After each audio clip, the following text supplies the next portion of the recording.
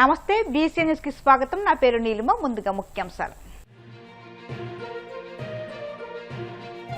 గూడూరు శ్రీ ప్రసన్న వెంకటేశ్వర స్వామివారి దేవస్థానంలో వైభవంగా వార్షిక బ్రహ్మోత్సవాలు. శేషవాహనంపై పట్టణ పురవీధుల్లో విహరించిన స్వామివారు.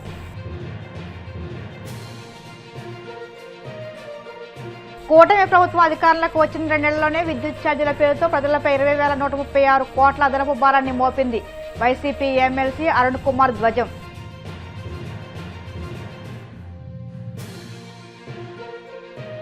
ఎన్నికల హామీల అమలులో కూటమి ప్రభుత్వం విఫలమైంది.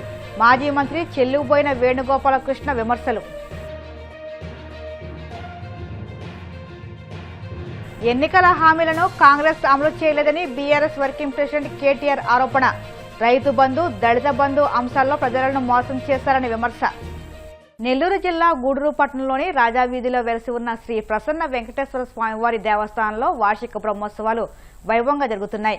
ఉత్సవాల్లో భాగంగా హోమం, బలిహరణ, పూజా కార్యక్రమాలు ఘనంగా నిర్వహించారు. స్వామివారు శేషవాహనంపై భక్తులకు దర్శనమిచ్చారు. మంగళ వాయిద్యాలతో గ్రామోత్సవం పట్టణ పురవీధుల్లో వైభవంగా సాగింది. ఆలయంలో పల్లకి సేవ, సహస్ర దీపాలంకరణ సేవ నిర్వహించారు. భక్తులు గోవింద నామస్మరణ చేస్తూ స్వామి అమ్మవార్లను దర్శించి చిత్రప్రసాదాలు స్వీకరించారు.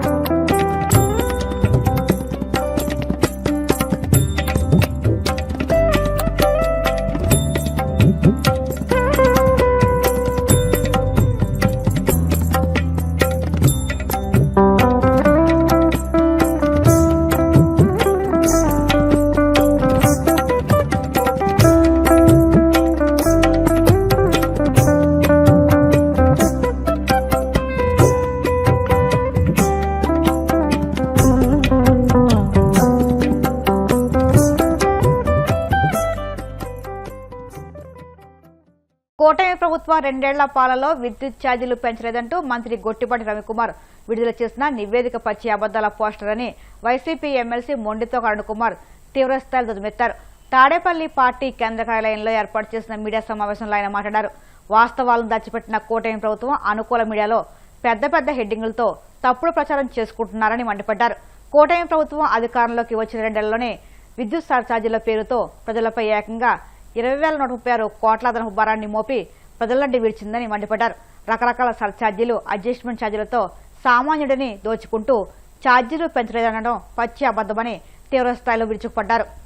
విద్యుత్ ఛార్జీలు మేము పెంచలేదు, విద్యుత్ ఛార్జీలు తగ్గించామని చెప్పి పచ్చి అబద్దాలు మాట్లాడుతూ వాస్తవానికి విరుద్ధంగా గణాంకాలని దాచిపెట్టి తన మీడియా ఏదైతే ఉందో ఆ దినపత్రికల్లో పెద్ద పెద్ద హెడ్డింగ్లు పెట్టించుకున్నాడు.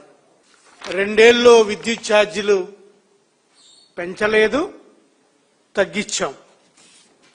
ఇంకొక పేపర్లో అయితే వచ్చే 3 ఏళ్ళలో కూడా కరెంటు ఛార్జీలు పెంచబోము, పైగా మేము విద్యుత్ ఛార్జీలు 13 పైసలు తగ్గించేసామని చెప్పుకుంటూ రకరకాల అబద్దాలు, ఎవరు నమ్మలేని విధంగా ప్రజల్ని నమ్మించాలని విధంగా అబద్దాలు చెప్తున్నారు.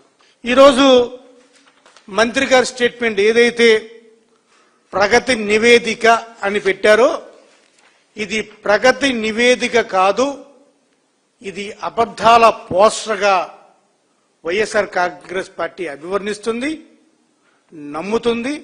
దానికి తగ్గట్టు గణాంకాలతోటి రుజువు చేయడానికి ఈ ప్రెస్ మీట్ పెట్టడం జరిగింది.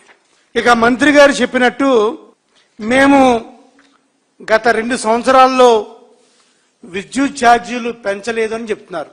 అయ్యా మంత్రి గారు, మీ హయాంలోనే 2024 నవంబర్ నుంచి ఇప్పుడు దాకా ఈ ఫైనాన్షియల్ ఇయర్ వరకు మీరు సుమారు 20,136 కోట్ల రూపాయలు అదనపు భారాన్ని ఈ రాష్ట్ర ప్రజల మీద పెట్టారు. ఈ 20,136 కోట్ల రూపాయల్ని కరెంటు బిల్లు రూపంలో, అంటే ఛార్జ్ రూపంలో ఏ పేరు పెడితే ఆ పేరు, కాసేపు సర్ఛార్జ్ అని, కాసేపు సర్వీస్ ఛార్జ్ అని, కాసేపు అడ్జస్ట్మెంట్ ఛార్జ్ అని, ఇలా రకరకాలుగా కరెంటు ఛార్జీల్ని 20,136 కోట్ల రూపాయల్ని పెంచిన మాట వాస్తవం కాదా? 2024 డిసెంబర్లో మీరు అధికారంలోకి వచ్చిన 6 నెలల్లోనే 6,772 కోట్ల రూపాయలని, 2025లో 9,412 కోట్లని, 2024-25 ఫైనాన్షియల్ ఇయర్లో 1,863 కోట్ల రూపాయలని, అలాగే ఫైనాన్షియల్ ఇయర్ 2025-26లో 2,787 కోట్ల రూపాయలని, మొత్తంగా 20,136 కోట్ల రూపాయలని మీరు పెంచిన మాట అబద్ధమా, వాస్తవానికి విరుద్ధమా? అబద్ధమైతే నేను ఏదైతే గణాంకాలతో చెప్తున్నానో ఆ గణాంకాలతోటి ఒక్కసారి మీరు మీ బంగ్లా దాటి బయటికి రండి. వైఎస్ఆర్ కాంగ్రెస్ పార్టీ కూడా బయటకు వస్తుంది. మీకు ఇష్టం వచ్చిన ఇల్లు, మీకు ఇష్టం వచ్చిన అపార్ట్మెంటు ఎక్కడికన్నా సరే మీరే సెలెక్ట్ చేయండి. 2024లో వాళ్ళ కరెంటు బిల్లు ఎంత ఉంది, 2024 జూన్లో కరెంటు బిల్లు ఎంత ఉంది, 2024 నవంబర్లో ఎంత ఉంది, 2025 మార్చిలో ఎంత ఉంది, 2025 డిసెంబర్లో ఎంత ఉంది, 2026లో మార్చిలో ఎంత ఉంది, ఇప్పుడు ఎంత ఉంది అనేది వాస్తవ పరిస్థితిని కనుక్కుందాం. మీరు వస్తారా, చంద్రబాబు నాయుడు గారు వస్తారా, లోకేష్ గారు వస్తారా? బీసీల అభ్యున్నతి సంక్షేమం పేరుతో ఎన్నికల సమయంలో ఇచ్చిన హామీలను కూటమి ప్రభుత్వం పూర్తిగా విస్మరించిందని వైసీపీ తూర్పుగోదావరి జిల్లా అధ్యక్షుడు మాజీ మంత్రి చెల్లుబోయిన వేణుగోపాలకృష్ణ మండిపడ్డారు. రాజమహేంద్రవరం రూరల్ నియోజకవర్గ పార్టీ కార్యాలయంలో మీడియాతో మాట్లాడిన ఆయన బీసీలకు రాజకీయంగా, ఆర్థికంగా, సామాజికంగా అన్యాయం జరుగుతుందని ఆవేదన వ్యక్తం చేశారు. 50 ఏళ్లకే పింఛన్, 100 ఎమ్మెల్యే టిక్కెట్లు, 34% రిజర్వేషన్ల వంటి హామీలు పూర్తిగా విస్మరించారని విమర్శించారు. రాష్ట్రంలో 52% బీసీలు ఉన్నా ఒక్కరికి కూడా డిప్యూటీ సీఎం పదవి ఇవ్వలేదని ప్రశ్నించారు. మత్స్యకారుల దగ్గరికి వెళ్ళారు, అసలు స్టవ్ వెలిగించలా, ఓ చేపల కొర తిప్పేస్తున్నాడు ఈయన. అంటే బీసీలు అంటే అసలు కనీస జ్ఞానం లేరని, కనీసం వాళ్ళకి ఏమీ తెలియదనేటువంటి మీ ఆలోచన, అది ఆలోచించండి. కళ్ళమ్మకాలు లేవు మర్రో, ఒక సెలబ్రిటీ వచ్చి కళ్ళు తాగితే పెరుగుతాయనుకుంటే తాగడం మానేశారు జనం, పుల్లగా ఉందని చెప్పడం వల్లనంటే. చంద్రబాబు నాయుడు గారు కుట్ర ఆలోచన ఏంటంటే, నేను రాజకీయాల్లో చూశాను, అబ్బాయి ఎందుకు వెళ్ళాడు అబ్బాయి, ఇది ఏమైనా పెరిగిందా అని ఆ ప్రాంతం అంతా అడిగితే లేదు లేదండి ఆ రోజు నేను తాగటం లేదు. కారణం బ్రాందీ షాపు అమ్మకాలు పెరగాలని మీరు ఆలోచించారు. ఆ రకంగా బీసీలని అంటే గీత కార్మికుల్ని క్లోజ్ చేశారు. 10% రిజర్వేషన్ పేరుతో మీ బినామీలు వ్యాపారం చేస్తున్నారు. దానికి సంబంధించినటువంటి విషయాన్ని ఒకసారి మీ దృష్టికి తీసుకొస్తా ఉన్నాను. ఒక్కటి మత్స్యకార భరోసా, మీరు అరా కొరా వేసి మత్స్యకార భరోసాకు సంబంధించినటువంటి అనేక మందిని మత్స్యకార సోదరులకి ఆ భరోసా అందకుండా చూసినటువంటి పరిస్థితులు చూశాం. ఇక ఇప్పుడే నేను చెప్పాను, 34% రిజర్వేషన్ స్థానిక సంస్థల్లో అమలు చేస్తా ఉన్నారు. జగన్మోహన్ రెడ్డి గారు ఏదైతే ఇవాళ మార్కెటింగ్ కమిటీల్లో రిజర్వేషన్ ద్వారా ఒక బలహీన వర్గాల వ్యక్తి అక్కడ కూర్చోగలిగాడనంటే కారణం జగన్మోహన్ రెడ్డి గారు. మార్కెటింగ్ కమిటీలు అవ్వచ్చు, దేవాలయ కమిటీలు అవ్వచ్చు, అందులో 50% రిజర్వేషన్లు ఉంటే అందులో మళ్ళీ 50%, 50లో 50% మహిళలు కూడా కూర్చోగలిగారంటే బీసీలకు లభించినటువంటి గొప్ప అవకాశం అది.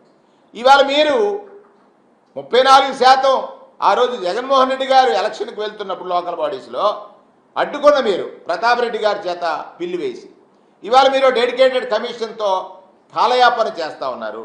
34% రిజర్వేషన్ అమలు చేయడానికి మీరు తీసుకున్న నిర్ణయాలు ఏమిటి, ఆ నిర్ణయాలు ఎప్పుడు అమల్లోకి వస్తాయి, దానికి ఉన్నటువంటి న్యాయపరమైనటువంటి ఇబ్బందుల్ని ఎలా ఎదుర్కొంటారు అనే విషయాన్ని కూడా మీడియా ద్వారా మీ ద్వారా చంద్రబాబు నాయుడు గారిని అడుగుతా ఉన్నాను. ఇప్పుడు ఎలాగో మీరు 100 టికెట్లు ఇస్తానన్నారు, నిలబెట్టుకోలేదు. మొన్న నేను లాస్ట్ టైం అడిగాను, మీరు రాజ్యసభలో ఇచ్చే టైంలో ఉభయ గోదావరి జిల్లాల నుంచి అడుగుతా ఉన్నాను. ఉభయ గోదావరి జిల్లాలో అత్యంత వెనకబడినటువంటి కులాల్లో చెట్టుబెల్లి సామాజిక వర్గం ఒకటి. ఆనాడు జగన్మోహన్ రెడ్డి గారు మా సామాజిక వర్గం నుంచి పిల్లి సుభాష్ చంద్రబోస్ గారిని రాజ్యసభకు పంపించారు. అలాగే మత్స్యకార సామాజిక వర్గం ఉంది, ఆ సామాజిక వర్గాన్ని రమణ గారిని పంపించారు.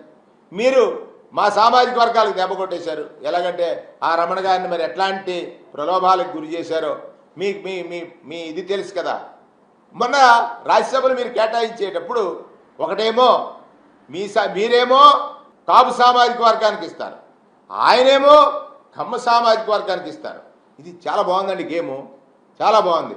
ఒక బీసీని సెలెక్ట్ చేయడానికి చాలా కష్టపడిపోయారు.